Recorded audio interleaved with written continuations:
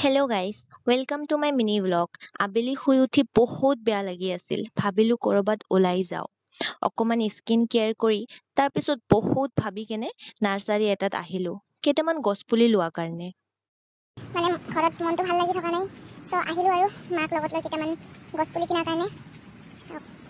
কিমান ধুনীয়া লোকেশ্যন আৰু ৱেডাৰো ইমান বঢ়িয়া হৈ আছে ৱেডাৰটো। আজি ৱেডাৰটো সঁচাকৈ বহুত ধুনীয়া হৈ আছিল গাইজ। পিছে মই বেছি ক্লিপ ল'ব পৰা নাই, মনটো এনেই বহুত বেয়া হৈ আছিল। কিন্তু এই ডাৱৰীয়া বতৰত এনেকুৱা এটা জেগাত আহিলে সঁচাকৈ বহুত ভাল লাগে। প্ৰকৃতিৰ মাজত সঁচাই বহুত শান্তি লুকাই আছে। আৰু চাওকচোন গাইজ, কিমান ধুনীয়া লাগিছে, ৱেডাৰো বহুত ধুনীয়া।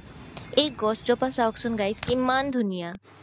গাইজ কেইটামান গছ পুলি লৈ ল'লোঁ আৰু আপোনালোকক দেখুৱাব নোৱাৰিলোঁ, মই ক্লিপ ল'ব পৰা নাই। এয়া এজন দাদা হয়, মানে দাদাই ট'ট' চলায়, চ' দাদাক লগত লৈ আহিছিলোঁ। মই টোটেল 13-14টামান গছ পুলি লৈছোঁ আৰু এতিয়া আমি ওলাই আছোঁ। এয়া মই ঘৰত গৈ আছোঁ। গাইজ ঘৰত আহি কৰিব লগা কামকেইটা কৰিলোঁ আৰু ক্লিপ ল'ব পৰা নাই, নহ'লে ভিডিঅ'টো বহুত ডাঙৰ হৈ যাব। এয়া মই ইয়াতে ফাৰ্ষ্ট টাইম ঢকলা বনোৱা ট্ৰাই কৰিছোঁ। মানে মোক কিবা খাব মন গৈছে, সন্ধিয়াও হৈ গৈছে, চ' ভাবিলোঁ মানে ফাৰ্ষ্ট টাইম ট্ৰাই কৰোঁ। আৰু স্পঞ্জি হৈছে গাইজ। মই ডাইৰেক্ট বনাই কেনে অকণমান ঠাণ্ডা কৰি প্লেটত নমাই লৈছিলোঁ আৰু মই ইয়াত তৰকা লগাম।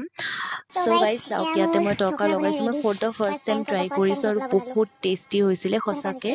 আপোনালোকে চাওক, আৰু ইয়াতে লগতে লাল চাহ।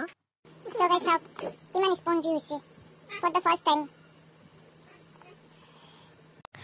গাইজ আধা খাই আধা ফ্ৰিজত ৰাখি থলোঁ। আজিৰ কাৰণে ইমানেই। Bye bye, take care.